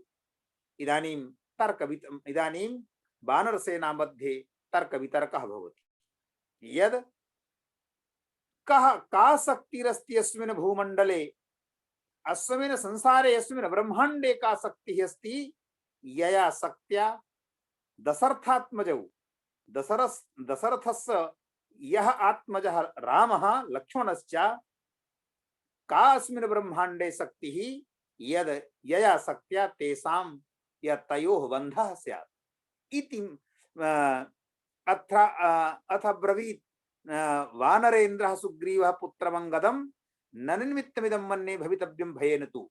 पुनः तर्कवितर्कः प्रचलति, पुनः कथयति भवितुं शक्नोति, यतोहि भवितव्यानि द्वाराणि सर्वत्र भवन्ति, तो इदमपि भवितुं शक्नोति। अनन्तरं इदं तु सत्यमेव यद् कापि अस्मिन् कापि तादृशी शक्तिः नास्ति अस्मिन् ब्रह्माण्डे यया शक्त्या तयोः बन्धनं स्यात्। अनन्तरम् एकपञ्चाशः सर्गः तत्र वानराणां मध्ये कश्चन विवादः भवति। एवं रीत्या राम राघवेयो नागास्त्र विमोक्षणस्य तत्कारणस्य निवेदनं विद्यते। धूम्राक्षस्य च वर्णनं विद्यते। अनन्तरं 250 सर्गः धूम्राक्षसेन भी सह वानराणां महायुद्धं भवति। धूम्राक्ष नामकः यः राक्षसः तेन सह वानराणां महायुद्धं भवति। अथ च तस्मिन्नेव सर्गे गिरिशृङ्गेण धूम्राक्षस्य हननं भवति। हनुमता हननं करोति गिरिशृङ्गे धूम्राक्षस्य। इदानीं पुनः पराक्रमस्य वर्णनं हनुमतः भवति। हनुमतः पराक्रमस्य वर्णनं भवति यद् धूम्राक्षस्य च वधं कृतवान् हनुमान् इति। धूम्राक्षं प्रेक्ष्य निर्यान्तं राक्षसं भीमविक्रमं विनेदुः वानराः सर्वे प्रहृष्टा युद्धकाङ्क्षिणः। अनन्तरं 350 सर्गः तस्मिन् सर्गे रावण आज्ञया सेनया सहितः वज्रदंष्ट नामकः कश्चन रणाय अंगदस्य पार्श्वे आगच्छति। अथ च तस्य नियुक्तिः युद्धाय तस्य नियुक्तिः दक्षिणद्वारे भवति। अंगदेन सह अंगद वज्रदंष्टयः राक्षस वानर सेनाभ्यां सैन्ययोः परस्परं च युद्धं भवति। परस्परं युद्धः भवति। यद् अंगद वज्रदंष्ट नामकः यः नामकः राक्षसः तत्र अंगदस्य बालिपुत्रस्य अंगदस्य पराक्रमस्य तत्र वर्णनं वर्तते। धूम्राक्षं निहितं दृष्ट्वा रावणो राक्षसेश्वरः क्रोधेन महताविष्टो निःश्वसनरगो यथा दीर्घमुष्णं विनिश्वस्य क्रोधेन कलुषीकृतः अब्रवीत् राक्षसं सूरं वज्रदृष्टं महाबलम्। गच्छ त्वं वीर निर्याहे राक्षसैः परिवारितः जहि दाशरथिं रामं सुग्रीवं वानरैः सह। आज्ञां ददाति रावणः यद् दाशरथिं रामं अर्थात दशरथस्य यः पुत्रः रामः तं रामं जहि अथ च सुग्रीवैः वानरैः सह सुग्रीवं वानरैः सह निखिलां वानरसेनां हननं करोतु। निखिलस्याः वानरसेनायाः हननं कुर्वन्तु अथ च सुग्रीवस्यापि हननं कुर्वन्तु इत्यस्य वर्णनं विद्यते। 54 सर्गे अंगदेन 54 यः सर्गः तस्मिन् सर्गे अंगदेन वज्रदंष्टस्य वधः भवति। अर्थात अंगदः वधं करोति वज्रदंष्ट नामकस्य राक्षसस्य। अत्र अंगदस्य पराक्रमस्य वर्णनं विद्यते। बलस्य च निघातेन अंगदस्य जयेन च राक्षसः क्रोधमाविष्टः वज्रदृष्टो महाबलः इत्यादि रीत्या। अनन्तरं 55 यः सर्गः तस्मिन् सर्गे रावण प्रेरणया अकम्पन नामकः यः कश्चन राक्षसः सः राक्षसः आगच्छति। तस्य राक्षसस्य वानर राक्षसयोर सेनयोर्मध्ये महान् युद्धः भवति। अस्य विषयस्य वर्णनम् अनन्तरं 56 सर्गः 56 सर्गे पुनः अकम्पनस्य वधः भवति। हनुमता हनुमता वधः क्रियते अकम्पनस्य। अथ च रामादिः हनुमनम् उक्षाल रामादिः हनुमत् उक्षाघनम् इति शब्दः आगतः अत्र वर्तते। तद्दृष्ट्वा सुमहत्कर्म कृतं वानर सप्तमयि क्रोधमाहारयामासो युध तीव्रम् अकम्पनः। निष्कर्षः अयमेव यद् अकम्पन नामकस्य राक्षसस्य वधः वधस्य वर्णनम् अस्मिन् सर्गे भवति। वधः भवति हनुमद्वारा। पुनः 57 सर्गः आगच्छति। 57 सर्गे नरान्तक नामकः यः राक्षसः तस्य राक्षसस्य आगमनं भवति। तेन सह युद्धं पुनः तस्य वधः भवति। अनन्तरं प्रहस्त नामकः राक्षसः गच्छति। प्रहस्त नामकेन राक्षसेन सह युद्धः भवति। अनन्तरं च तस्यापि वधः। एवं रीत्या यदा रावणः प्रहस्त नामकस्य राक्षसस्य वधं शृणोति तदा अतीव विक्षुब्धः भवति। एतदनन्तरं 59तमः सर्गः। 59तमे सर्गे प्रहस्त निधन श्रवणेन हस्तेन रावणेन स्वयमेव महत्सेनया सह इदानीं रावणः आगच्छति स्वयमेव युद्धाय। रावणः किं स्वयमेव महत्सेनया सह रणाय निर्याणं करोति। अथ च मध्ये कुंभकर्णः आगच्छति। तस्य वधः लक्ष्मणेन भवति। एतदनन्तरं अन्यः अग्रिमः यः सर्गः षष्ठी सर्गः। तस्मिन् षष्ठी सर्गे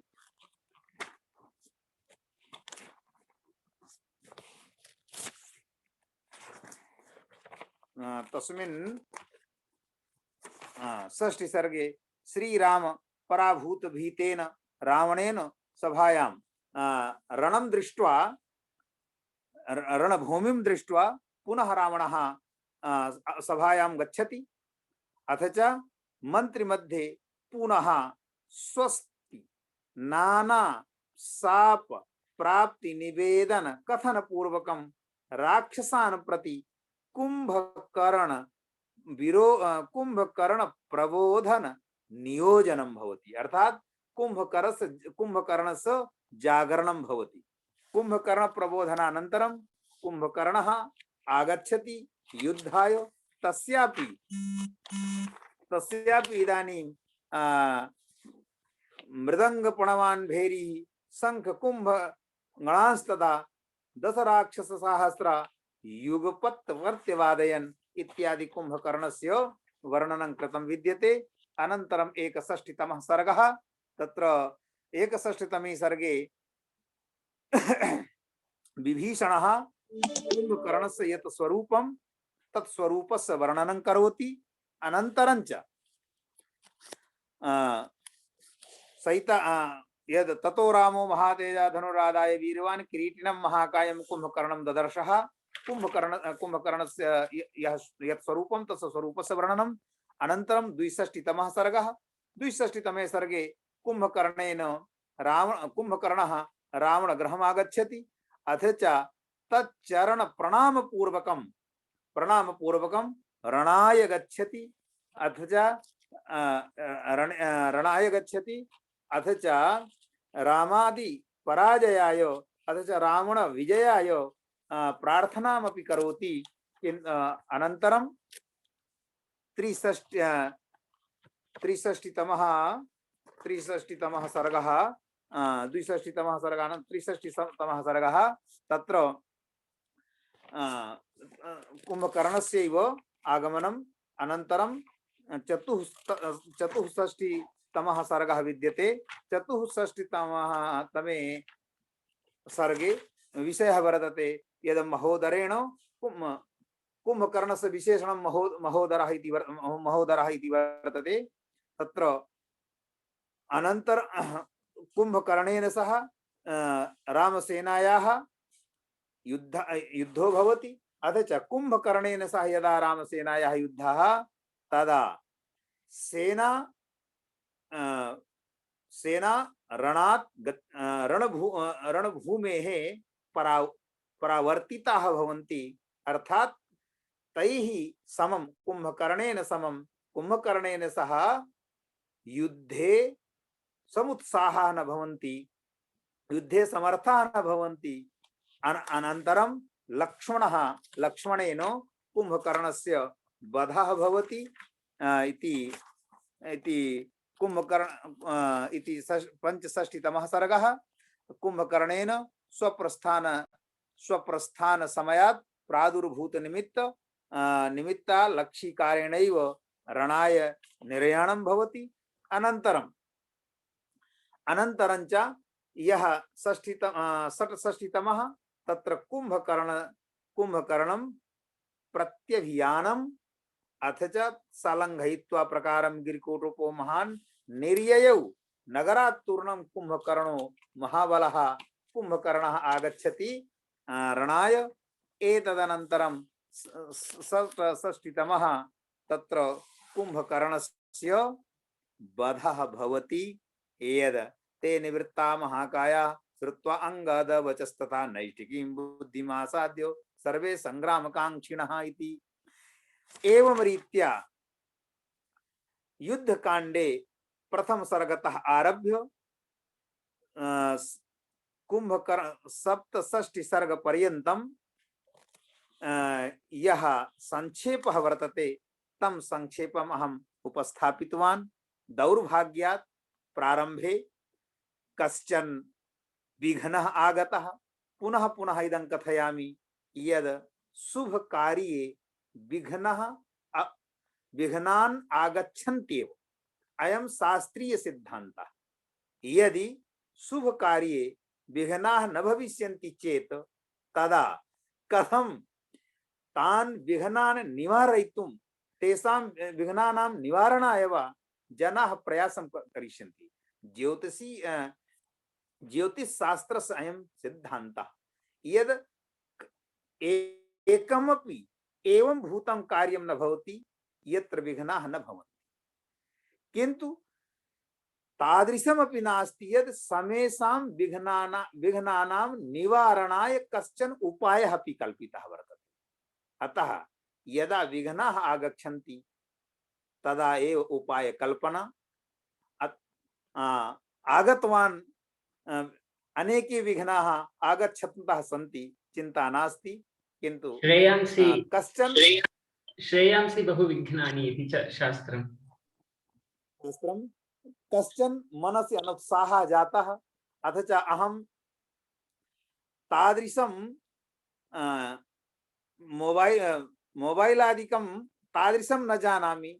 लैपटॉप अस्ति मम पार्श्वे, किन्तु सम्यक् न जानामि। पुनः पुनः अहं सम्पर्कस्य इच्छां करोमि, किन्तु सम्पर्कः न भवति। तत्र किं करणीयम् अस्ति? इदानीं सत्यं वदामि, मम भार्या मम पार्श्वे आगतवती। अथ च सा कथितवती यद् एकदा पुनः अनिष्टाल् करोतु जूम् इत्यस्य, पुनः तत्र समायोजनं कृत्वा यदि संपर्कः भवन्तः संपर्कं करिष्यन्ति चेत् भविष्यति। अनन्तरं किं जातं यत् त्वरया अहं नामेव न लिखितवान् अस्मि, किन्तु भवद्भिः सर्वैः स्वीकृतं। मह्यं कृते अवसरः कल्पितः। अन्ते एकमेव वाक्यं कथयामि। अस्मिन् वाल्मीकिरामायणे कस्मिन्नपि काण्डे मात्र एकः एव विषयः न वर्तते। यदा वयं पश्यामः अत्र सांख्यशास्त्रीय सिद्धान्तः सुन्दरकाण्डे सांख्यकारिकायाः या टीका वर्तते वाचस्पतिमिश्रस्य तत्त्वकौमुदी, तस्यां टीकायां यः विषयः सांख्यशास्त्रीयः वर्तते सः सर्वोऽपि विषयः सुन्दरकाण्डे उपस्थापितः वर्तते। एवमेव व्याकरण शास्त्रीयः अपि विषयः कोपम न गच्छन्ति हि सत्त्ववन्तः। कोपस व्याकरण दृष्ट्या क्रुध द्रुहेषु यार्थानां यं प्रति कोपः कोपस्य कारणं किं भवति, कोपमूलकानि कानि भवन्ति इति सर्वं प्रतिपादितं वर्तते। एवमेव युद्धकाण्डेपि सर्वमपि न्यायशास्त्रीयं सिद्धान्तं, मीमांसाशास्त्रीयं सिद्धान्तं, व्याकरणशास्त्रीयं सिद्धान्तं, ज्योतिषशास्त्रीयं सिद्धान्तम् अथ च यावन्त्यपि दर्शनानि शास्त्राणि सन्ति तानि सर्वाणि अत्र अंतर्हितानि सन्ति, निहितानि सन्ति। अथ च अस्य वाल्मीकि रामायणस्य आध्यात्मिक पक्षत्रयम्, एकः आध्यात्मिकः पक्षः, एकः व्यावहारिकः पक्षः, अपरश्च ज्ञानात्मकः पक्षः इति पक्षत्रयमादाय अपि कस्यापि श्लोकस्य व्याख्या कर्तुं शक्नुमः। यद् अस्मिन् पक्षे व्यावहारिकं किमस्ति, अस्मिन् पक्षे अस्मिन् श्लोके शास्त्रीयः सिद्धान्तः कः, अस्मिन् पक्षे औपनिषदिकः यः सिद्धान्तः, ते सिद्धान्ताः के सन्ति इति महदारम्भेण आचार्यैः व्याख्यानं कृतवन्तः। इदानीम् अत्र अहम् अत्रैव विरमामि, यतोहि मम यन्त्रस्य या बैटरी वर्तते सापि इदानीं दूरं गच्छति। अहं भवतः सर्वान् प्रणम्य वानर यूथपतिं हनुमन्तं स्वाराध्यम् अति प्रणम्य दशरथात्मजं रामं च पुनः पुनः विनिवेद्य भगवतः विश्वनाथ चरणकुशेषयोः स्ववाक्य पुष्पाञ्जलिं समर्प्य जगज्जननीं भगवतीं जगदम्बां सीतां च प्रणम्य विरमामि। नमो नमः। धन्यवादाः। जी धन्यवादः। आवितथ्यम् इदं तथ्यं शुभकर्मसु नैकानि व्यवधानानि प्रवर्तन्ते, व्यवधानानि इमानि अतीत्य एव धर्मव्यापिनी चर्चा प्रवर्तितव्या भवेत् इति ईश्वर इच्छया अनुगतवन्तः वयं सर्वे।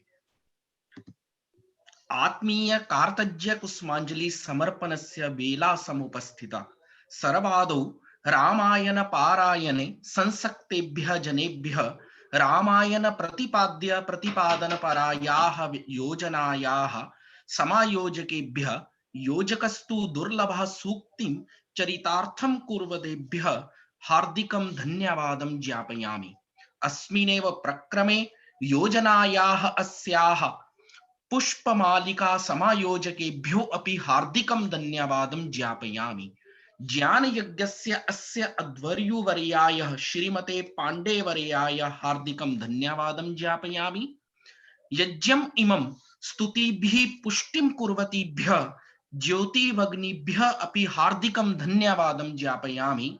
ज्ञानसत्रस्य अस्य स्वरूपं निरूपकेभ्यः मध्य भारत प्रांत मंत्रिभ्यः धन्यवादं व्यवहरामि। अन्ते श्रोतृवृन्देभ्यः सर्वेभ्यः धन्यं विज्ञाप्य शांति मंत्रेण सत्रस्य अस्य संपूर्णता उद्घोष्यते सादरम्। शांति मंत्रम् उद्घोष्यते।